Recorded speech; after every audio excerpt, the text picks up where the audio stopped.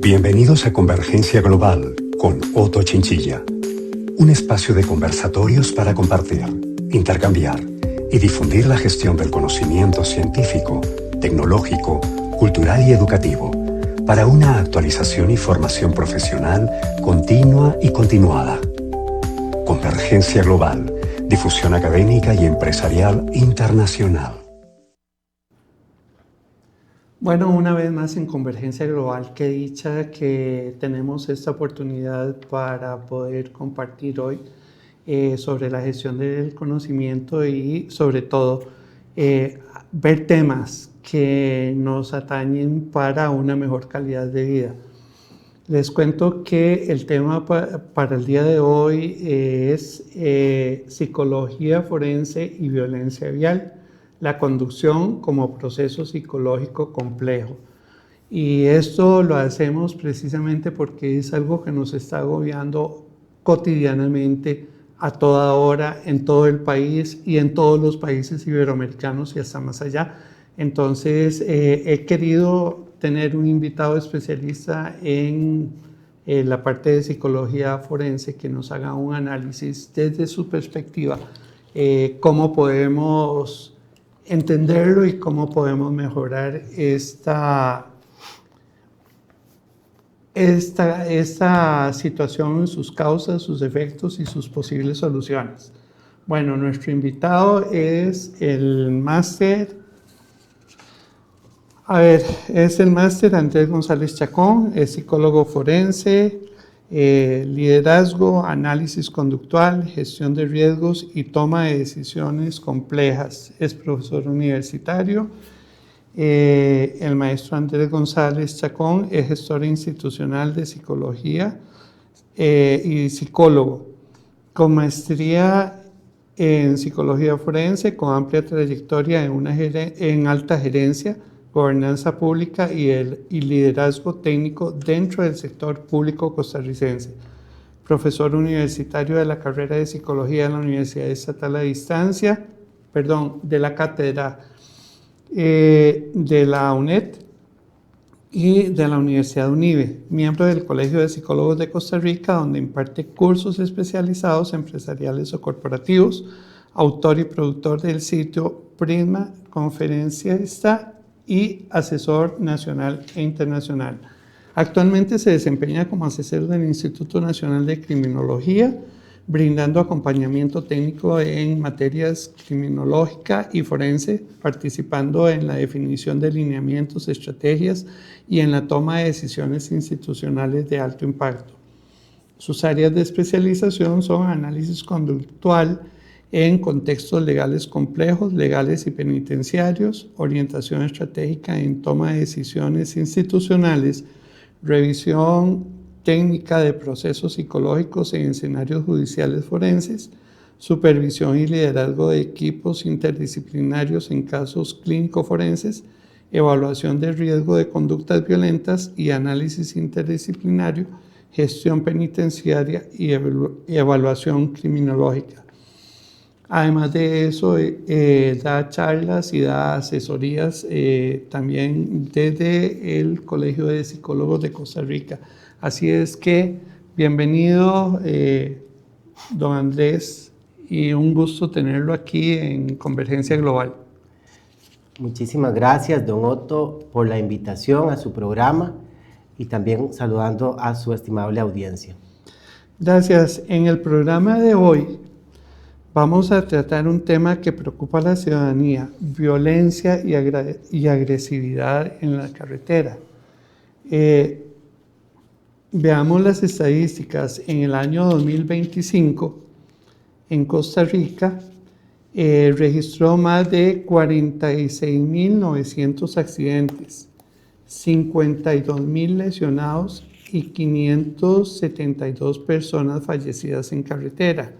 Y esto que fallecieron en carretera, ahí no está entrando dentro de las estadísticas las personas que estuvieron involucradas en accidentes, que fueron trasladadas en alto riesgo a un hospital y que fallecieron porque no murieron en el lugar del accidente. Eso fue lo que escuché a unos expertos comentar. En el primer bimestre del año 2026 ya ha dejado 113 muertos, el 56% es en motocicleta, con un parque vehicular que supera los 3.100.000 vehículos y más de 237 motos nuevas inscritas por día. El país vive una emergencia, además de un fallecido por actuación de violencia en carretera. Desde Convergencia Global lo vamos a enfocar desde la psicología forense y violencia vial, la conducción como proceso psicológico complejo. Don Andrés, ya entrando en materia, ¿cómo podemos definir qué es la psicología forense? ¿Qué estudia? Gracias, don Otto. Bueno, la psicología forense es un área de la psicología, ¿verdad? Es un área de la ciencia psicológica que estudia o más bien aplica todos los principios y modelos de la psicología como tal en distintos contextos. Por ejemplo, acá podemos ver en la presentación que tenemos el contexto judicial, el contexto penitenciario, el contexto policial, también a nivel legislativo. Igual otro de los contextos de aplicación de la psicología forense es los centros de atención de salud mental para personas en conflicto con la ley y el contexto institucional administrativo, ¿verdad? Entonces, todo lo legal y potencialmente relacionado con la ley. Don Andrés, ¿la conducción se puede decir que es un proceso psicológico complejo? Claro, por supuesto, de verdad que es altamente complejo. La conducción, como una conducta humana, don Otto, es bastante complejo porque requiere una amplia gama de habilidades psicológicas y neuropsicológicas. Entonces, por ejemplo, podemos hablar de funciones como regulación emocional, regulación conductual, el control inhibitorio. Por ejemplo, si una persona puede estar molesta, es inhibir ese enojo para que no se dispare más allá. También el lenguaje, que hace referencia a poder interpretar las señales de tránsito, ¿verdad? El percibir también la capacidad visoperceptiva de los colores y demás. Otras funciones como flexibilidad cognitiva, que son funciones neuropsicológicas de bastante importancia. Por ejemplo, la flexibilidad cognitiva nos permite decir, por ejemplo, si hay un obstáculo o si está una vía cerrada, buscar otra vía u otra alternativa de solución. Personas con rigidez cognitiva más bien podría limitar la toma de decisiones. La atención dividida, que es otra de las funciones bastante importantes, que tiene que ver con, tenemos el contexto vial, tiene muchos disparadores, muchos distractores. Entonces es poner atención a un alto, pero también a una persona que está pasando, entre otras funciones, ¿verdad? También el automonitoreo, que es otra de las funciones importantes, que es revisarme yo mismo o yo misma, en la identificación si estoy haciendo algún movimiento adecuado, si estoy haciendo algo que no es correcto y ser consciente de eso, entre muchas otras. Por supuesto, entonces, que es bastante complejo el proceso psicológico en la conducción. Sí, don Andrés, en el proceso de tensión en que vivimos en las carreteras, eventualmente, y lo digo por experiencias que me han sucedido en carretera, el vehículo podría considerarse como una posible arma letal. Claro, efectivamente, el vehículo en manos de personas que no cuenten con ciertas habilidades psicológicas, claramente podría desarrollarse como un arma, ¿verdad? Estamos hablando que es una responsabilidad bastante grande el tener un vehículo y perfectamente puede ser un arma en manos no correctas. Me pregunto, y creo que tal vez la audiencia se está preguntando desde la psicología forense, El estrés vial puede definirse como la respuesta emocional y fisiológica producida por las demandas negativas de tránsito y la movilidad urbana en el contexto psicológico contemporáneo, o sea, lo que nos pasa día a día en carretera.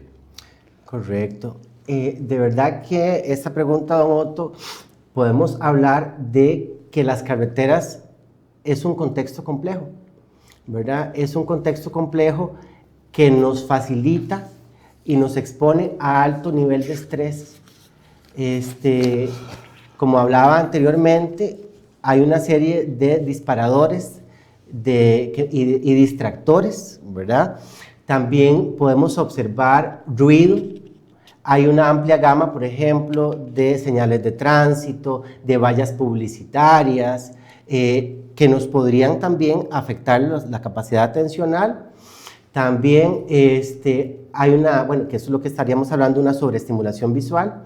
Además, la congestión vehicular, ¿verdad? Que para todos, por ejemplo, en Costa Rica y en Latinoamérica, en Iberoamérica, es un elemento crucial, ¿verdad? Además de la violencia social que estamos viviendo constantemente y que se ha incrementado en los últimos años.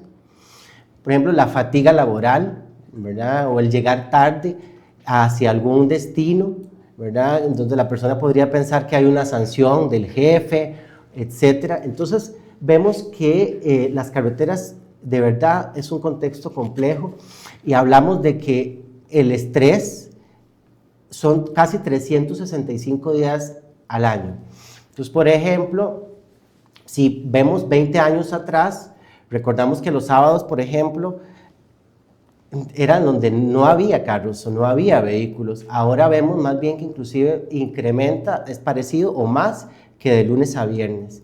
Entonces, si a eso le sumamos o lo multiplicamos por la cantidad de horas que las personas vivimos y nos enfrentamos diariamente en este contexto que son las carreteras, vemos un riesgo importante, ¿verdad? En términos de salud y por supuesto en términos de violencia en las carreteras. Sí, es increíble las horas que uno pasa metido en el carro en presas y entonces uno pasa muy tenso porque no llega al trabajo, no llega a la cita. Y a mí me sucedía, por ejemplo, Andrés, que yo iba a la oficina, normalmente sin tránsito de mi casa a la oficina tardo 15, 20 minutos. Y en horas pico, que es en la mañana, al mediodía o en la tarde, me lleva a ir de mi casa a la oficina aproximadamente 1:30, 2 horas. O sea, es algo que uno no puede explicar. Y a mí me sucede que a veces voy en carretera y hay una gran cola, hay una gran, como dicen en Colombia, un gran trancón, una gran presa, como decimos los chicos. Sí. Y cuando uno se da cuenta dice, bueno, pero ¿qué pasó? ¿Por qué había tanta presa si en realidad no hay accidente, no hay nada en carretera? Correcto. Y hay otra cosa que me llama mucho la atención, don Andrés. La violencia vial puede entenderse como cualquier conducta agresiva, intimidatoria o negligente que pone en peligro la integridad física o psicológica de otros usuarios de la vía, porque este hecho afecta a Costa Rica y a otros países iberoamericanos. O sea, muchas veces, creo que el otro día que hablábamos, le conté que una mañana en una rotonda me topo de frente a un carro. Y entonces eso, o sea, viene contravía y viene en mi dirección, uno no sabe ni qué hacer. Entonces eso todo genera mucha violencia. Por supuesto, totalmente de acuerdo, don Otto. De hecho, por ejemplo, con este contexto que previamente hablábamos, y ese es un ejemplo que usted estaba comentando, que diariamente lo vivimos, ¿verdad? Y facilita para que se dé conductas violentas en carretera o lo que llamamos la violencia vial. La violencia, digamos, se tipifica o la literatura habla de conductas violentas, por ejemplo, instrumentales o que llama conductas violentas frías y las conductas violentas hostiles o reactivas, ¿verdad? Que son conductas violentas calientes. Entonces, por ejemplo, Y hablamos, no podemos decir que, por ejemplo, bueno, recientemente acá en Costa Rica vivimos una situación en carretera, lastimosamente, una muerte de una persona tras una discusión, y esto no es que de la noche a la mañana sale, ¿verdad? O no es algo de manera inmediata. Esto lleva una serie de factores que son de riesgo, ¿verdad? De previo. Entonces, por ejemplo, podemos ver en la conducta violenta instrumental o conducta violenta, que es lo que podemos hablar más frío, es, por ejemplo, acelerar para que otra persona no tome un campo, ¿verdad? O pegarnos al otro vehículo, ¿verdad? Incluso algunos gestos, acelerar de manera exagerada, o por ejemplo podemos ver que nos pasamos o se pasan las señales de tránsito. Esas son conductas que hablamos de conductas frías, que es conducta de violencia instrumental. De ahí puede pasar a conductas de violencia reactiva o violencia afectiva. Entonces, por ejemplo, ahí podemos hablar de gestos inadecuados hacia otros conductores, o podemos hablar de gritos, ¿verdad? Incluso hasta persecución vehicular de un conductor a otro o una conductora a otra, etc. Y finalmente podemos hablar de conductas de violencia extrema, como lo que pasó recientemente, que ya llegamos a la muerte de personas, ¿verdad? Y a veces no somos conscientes de este tipo de fenómenos y de la violencia que hay en carreteras y que es necesario tomar en cuenta.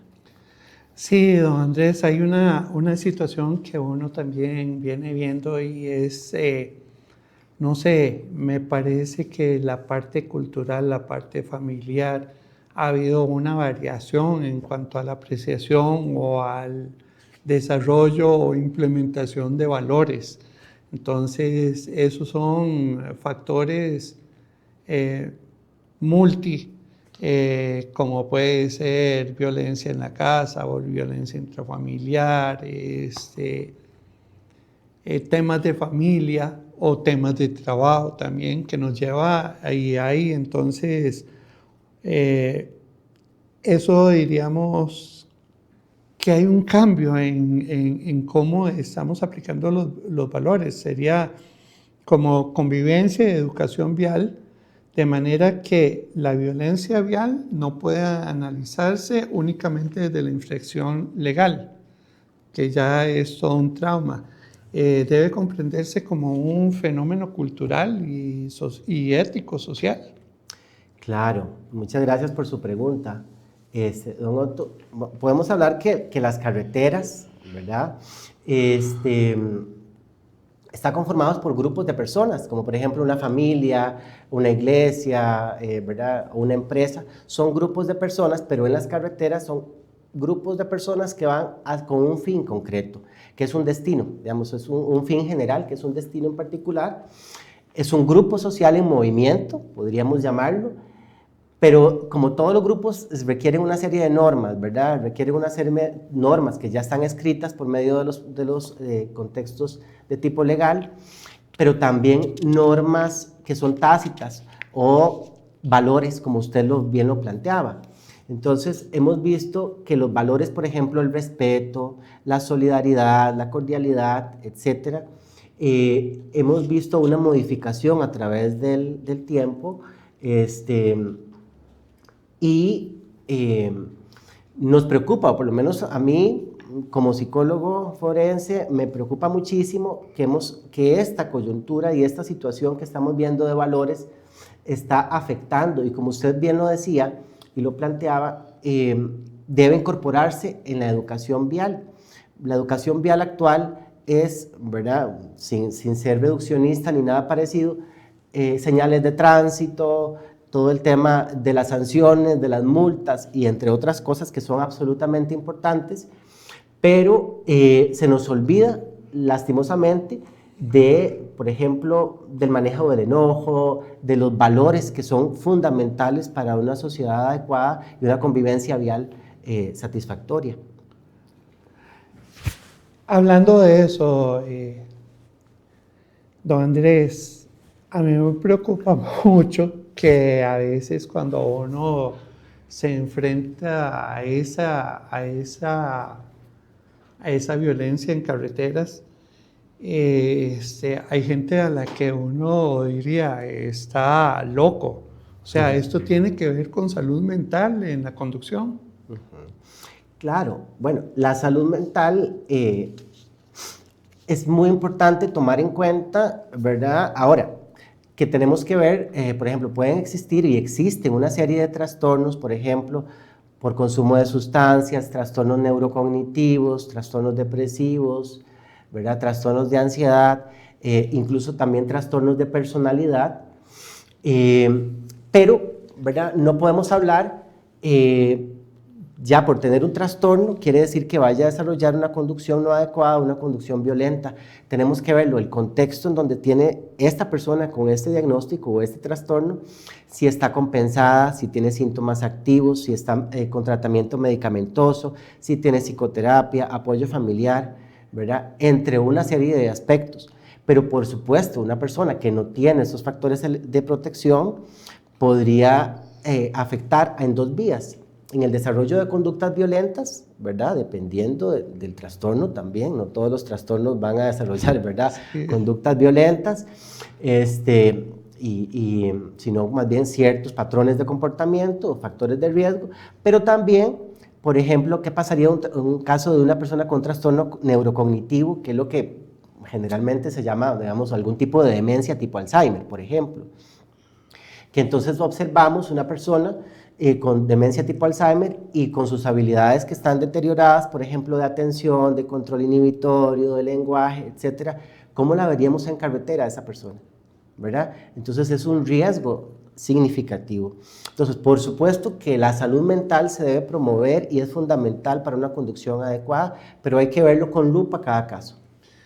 Sí, ahora que estaba diciendo eso, un día de estos iba yo en la autopista y me llamó mucho la atención que dije yo que qué peligroso por la velocidad, el riesgo de lo que está haciendo esta persona. Eran una pareja de adultos mayores, bastante mayores, y tenemos 3 carriles, uno de tránsito lento y camiones, uno de tránsito más o menos rápido y el de rebasar y el de que va a más de 80 kilómetros.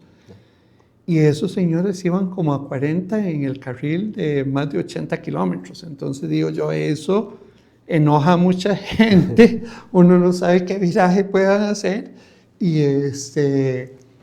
está interrumpiendo un tráfico normal en carretera y eso trae también muchas consecuencias. A propósito, antes, hay países iberoamericanos que han incorporado sistemas de evaluación psicológica para el otorgamiento y la renovación de las licencias. Por ejemplo, en Colombia se implementa exámenes psicométricos obligatorios para conductores, incluyendo evaluación psicológica, coordinación motriz, capacidad mental, atención y reacción. Y en Argentina, en varias jurisdicciones argentinas, se exige aptitud psicológica para licencias profesionales y casos específicos. En Costa Rica, ¿considera que sería bueno implementar una medida como esta o sería engrosar la parte tramitológica? ¿Usted qué piensa? Bueno, sobre el tema de las licencias, por ejemplo, aquí en Costa Rica, aquí podemos ver en pantalla esta imagen que existe en Costa Rica actualmente, ¿verdad? Como usted bien lo decía, tenemos las certificaciones médicas para la licencia, ¿verdad? Claramente, pero también hay un sistema de puntos donde se le baja, ¿verdad? Puntos dependiendo, se le quita la licencia a una persona y también existen programas, nuestra ley de tránsito, en el artículo 140, 141 y siguientes, nos habla sobre, por ejemplo, tratamiento a las personas con adicciones a sustancias, reeducación vial y también programas para personas que tienen dificultades en el control del enojo. Y eso es muy importante, que tiene que ver con prevención secundaria y prevención incluso terciaria. Sin embargo, tomando en cuenta su pregunta, por supuesto que es fundamental ¿verdad? Y lejos de ser un proceso de tramitología, es que es algo crucial, ¿verdad? Por lo menos desde mi punto de vista profesional, es necesario que se hagan estas evaluaciones. Evaluaciones fundamentadas, ¿verdad? Con rigurosidad científica, en donde se explore distintos factores de riesgo asociados a la conducta violenta en carreteras, pero no solo eso, sino también factores protectores que podrían mitigar o disminuir. Esto es necesario, ¿verdad? Hemos estado observando un incremento, como usted hablaba inicialmente, en la violencia, y es fundamental incorporar estas evaluaciones psicológicas para disminuir el riesgo. En algunos países, como usted bien lo planteaba, existen algunas experiencias, ¿verdad? En Costa Rica, si bien es cierto, han habido algunas propuestas a nivel legislativo hace algunos años, pero no se ha consolidado, y creo que esto tiene que ver con un tema de salud pública, ¿verdad? La incorporación es un tema de prevención, ¿verdad? Primaria inclusive. Sí, muchas veces uno cuando se enfrenta a ese tipo de situaciones a donde te piden hacer un análisis o un examen nuevo, la gente hasta se disgusta. Pero si lo vemos desde el punto de vista de salud pública, es esencial, porque eso es como voy a hacer una comparación muy dispersa, pero por ejemplo, si uno tiene problemas de salud pública permanentes y no ha implementado un sistema, por ejemplo, de manipulación de alimentos, eso se dispara, y también a nivel de salud dispara los presupuestos, dispara la atención en los hospitales, en los centros. Y pienso que si uno lograra o pensara en que una situación de un análisis psicológico o una certificación psicológica para las personas que manejan se hiciera, también de pronto se reduce, porque me imagino que en estos países, eso no lo leí, pero me imagino que en esos países donde se hacen esas evaluaciones psicológicas, si uno no sale muy bien, lo mandan a llevar el cursito otra vez. Correcto. Sí. Entonces, pienso que eso es bueno. Igual que, digamos, mucha gente que imprudentemente también e impulsivamente toma el carro y se va en carretera, o la motocicleta, o por ejemplo las motos ahora, los scooters y todo eso, que no tienen que tener licencia, pero no tienen la preparación anímica, psicológica de estar en carretera. Entonces, Claro, don Otto. Por ejemplo, inclusive podemos observar, vea, en el caso, los grupos etarios, ¿verdad? Vemos que hay grupos etarios que aquí, por ejemplo, en Costa Rica, pero también en estudios latinoamericanos y en el mundo en general, la población que más muere en carreteras, lastimosamente, son las personas de 20 a 25, 30 años aproximadamente. Y si eso lo vemos desde un punto de vista neuropsicológico, tiene que ver que la madurez de la corteza prefrontal, ¿verdad? La que tenemos acá, ¿verdad? Acá abajo de la frente, ¿verdad? Esa corteza prefrontal madura aproximadamente a los 25 años, y con ciertos refinamientos inclusive hasta los 30 años de las redes neuronales. Entonces, ¿qué es lo que nace o lo que madura más rápido? Todo el sistema límbico, que tiene que ver con la parte emocional, ¿verdad? Y es donde podría decirle a una persona, ¿verdad? Maneje rápido, esto es bueno, esto es positivo, no le va a pasar nada, que eso es a nivel dopaminérgico, toda esa emoción. Pero a nivel evolutivo, ¿qué finaliza o qué es lo que madura después? La corteza prefrontal, y que tiene que ver con la regulación de emociones, el control, la planificación, la organización, etc. Entonces, si hacemos esa combinación y asociado con las muertes en carreteras, vemos que son factores que también tienen que ver con aspectos neuropsicológicos y neurobiológicos evolutivos de una persona. sí, realmente es preocupante. Y son cosas que uno no puede como explicar fácilmente. Ahora están de moda esos grupos de motocicletas a donde vienen 100, 200 motociclistas y como que invaden el carril donde uno va y invaden toda la autopista, toda la carretera. Y a veces uno tiene que disminuir la velocidad o parar, pero es algo, así, don Andrés, que uno se queda como fuera de serie, porque además de que lo invaden, hay algunos que tienen conductas violentas, pasan y te pegan por el techo del carro, otros pasan y te golpean el espejo, el retrovisor, y lo peor de eso es que de un pronto a otro usted piensa que tal vez el que viene atrás suyo va a pasar por encima de su carro porque viene en una llanta a toda velocidad y uno dice, este tipo se va a estrellar contra mi carro. Y de hecho, lo estoy comentando, no Andrés, porque a mí me sucedió. O sea, yo venía subiendo una carretera, venía a menos de 40, no conozco bien la carretera, tengo las luces de emergencia puestas, vengo con las luces encendidas, eran las 9 de la mañana. Y aún así, viniendo a esa velocidad y con todas esas alarmas que yo traía puestas, cuando oigo un gran golpe y vuelvo a ver y veo un casco al lado de mi asiento. Y lo que me impactó fue la cantidad de vidrios que pasaron hacia el parabrisas. Y vuelvo a ver y claro, yo me asusté, jalé y el tipo se fue para atrás y cayó en la carretera. O sea, una persona venía a más de 100 kilómetros por hora después de una vuelta y no logró verme, no logró capearme. Y entonces cuando me di cuenta, había roto toda la parte de atrás del carro y estaba en medio de los dos asientos delanteros. O sea, casi me muero. En esos casos, doctor, sí, ¿qué recomendaciones da?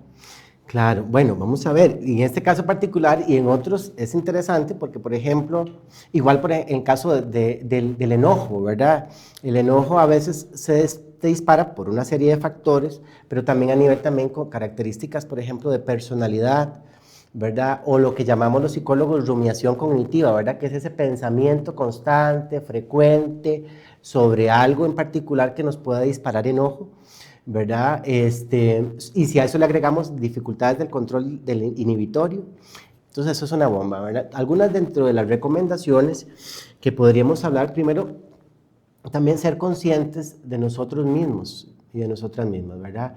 ¿Qué estamos haciendo? Incluso hacer pausas y a veces literalmente una pausa, ¿verdad? Depende como a veces nosotros nos revisamos el carro que tenga, ¿verdad?, gasolina, que esté todo el tema del mecánico y nosotros somos conscientes, nos autorrevisamos nuestras emociones, nuestras conductas, ¿verdad?, y nuestros pensamientos antes de salir a conducir un vehículo que podría ser un arma letal, ¿verdad? Entonces, primero hacer una pausa, inclusive si vamos en carretera y tenemos alguna situación emocional, ¿verdad?, que también nos puede pasar o alguna enfermedad, hacer una pausa, ¿verdad?, respirar también, y eso puede ser tal vez sencillo, pero no es tan sencillo, eso tiene una formación inclusive neurobiológica y neuropsicológica de base, ¿verdad? Poder inclusive ser consciente y tomar decisiones si necesitamos algún proceso psicoterapéutico o algún proceso que también requiere a nivel de medicación. O sea, que no solamente son el tema vial y el tema infraestructural, que también es muy importante, que eso también es foco de estrés, ¿verdad? Sí. Por ejemplo, si vemos un hueco ahí en una carretera, tenemos que estar, y podría desarrollar también un aumento del estrés, pero no solo eso, sino también las habilidades, ¿verdad? Que como hablábamos ahora, es un tema de salud pública, ¿verdad? El autorrevisarnos, discutirlo también con nuestras familias, ¿verdad? Y otras estrategias que podríamos utilizar para disminuir, ¿verdad?, espacios, por ejemplo, como la naturaleza, no solamente el tema de del GAM, por ejemplo, todo el tema de la infraestructura, sino irnos a otros espacios que nos podría disminuir la tensión emocional, ¿verdad? Y por supuesto que es necesario también, además, considero la creación de protocolos y espacios y programas de atención para disminuir el riesgo de la violencia vial.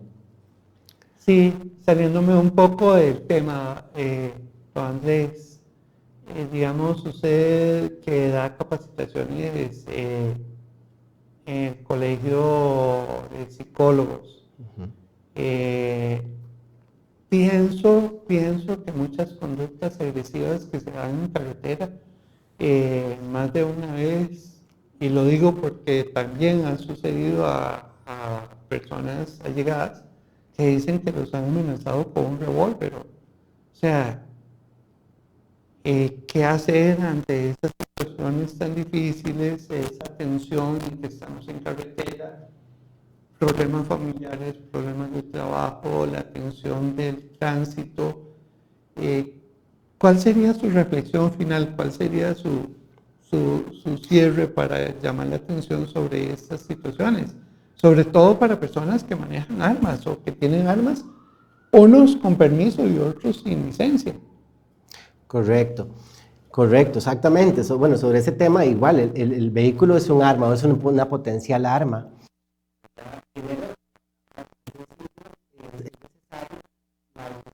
Personal que cada uno y cada una de nosotros tenemos que tener, ser conscientes de nuestros problemas y qué aspectos nos disparan ansiedad, enojo, dificultades del control del enojo, etcétera. También pienso que eso a nivel individual y entre otros aspectos, el poderlo expresar. A veces hay un tema de aislamiento con toda esta situación que nos hemos aislado muchas veces, y el poder comentarlo, hablarlo en espacios, expresar las emociones es absolutamente fundamental, ¿verdad? También a nivel institucional, ¿verdad? La necesidad, por ejemplo, de promover los espacios, promover la salud mental, ¿verdad? Con incorporación de equipos profesionales y algunas otras estrategias necesarias a nivel institucional, pero también a nivel legislativo, don Otto, el tema, porque si no hay ley a veces es un poco complicado dependiendo, ¿verdad? Entonces se requieren reformas legales, por ejemplo, en nuestro caso, o en lo que estamos hablando, nuestra ley de tránsito.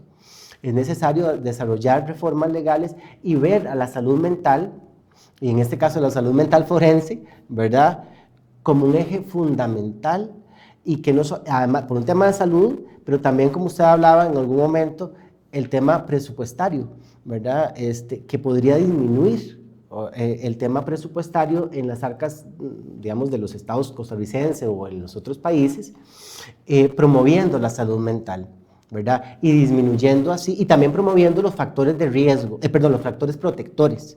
Los factores protectores que podrían disminuir o mitigar las conductas violentas, ¿verdad? Entonces, por ejemplo, el no consumo de sustancias, que eso es otro de los aspectos también importantes, ¿verdad? La utilización, correcto, la utilización del celular, ¿verdad? Dejarlo ahí en modo avión, ¿verdad? Inclusive,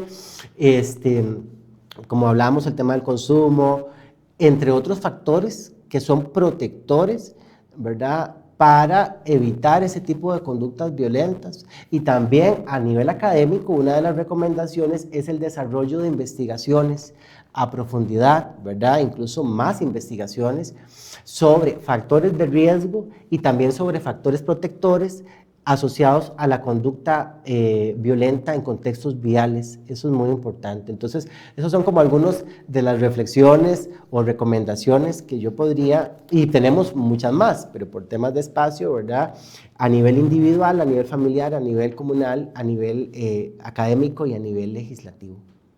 Sí, claro.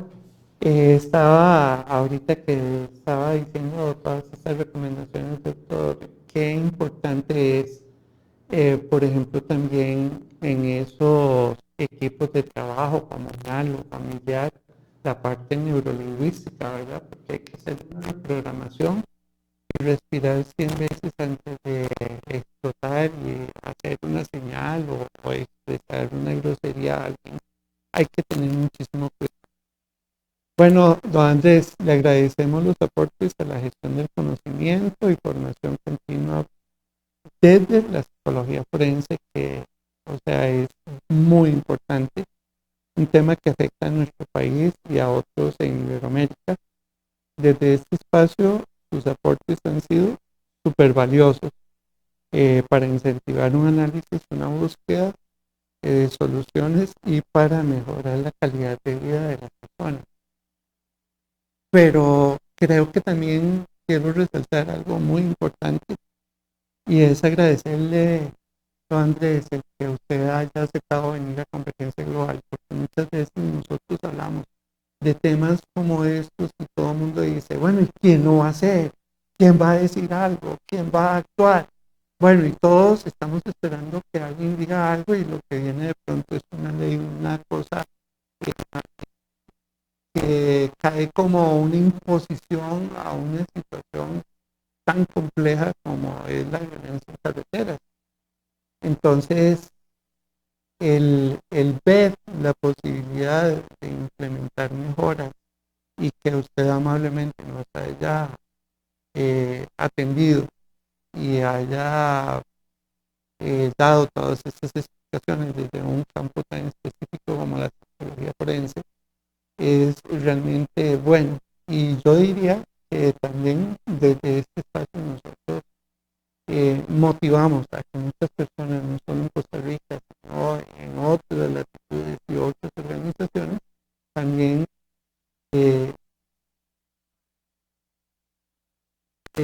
para disminuir la tensión de las personas en carretera y, bueno, estaríamos salvando vidas.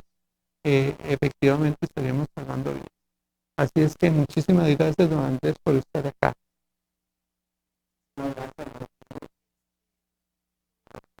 Y su programa, porque su programa es bastante importante en términos académicos, de prevención, de esa reflexión a nivel social, ¿verdad? Y bueno, es un aporte, más bien, y muchas gracias a usted por tomarse el tiempo también para ver algo tan importante como es la violencia vial y cómo podemos prevenirla, ¿verdad? Sí, realmente este tema me apasiona y ustedes testigo de que hemos estado conversando, investigando, hemos visto otros casos y la verdad es que tenemos más de 3 meses de por lo menos hablar unas 8 horas por semana para organizar esta entrega. Así es que realmente muy, muy agradecido por toda esa entrega y ese trabajo que hemos realizado de manera conjunta. Y bueno, a todos los que nos acompañaron en este conversatorio también los incentivamos a tomar acciones concretas. Nos vemos la próxima semana en una entrega más de Convergencia Global. Que la pasen muy bien y a disfrutar la vida con tranquilidad y sin problemas en carretera. Un espacio de conversatorios para compartir, intercambiar y difundir la gestión del conocimiento científico, tecnológico, cultural y educativo para una actualización y formación profesional continua y continuada. Convergencia Global, difusión académica y empresarial internacional.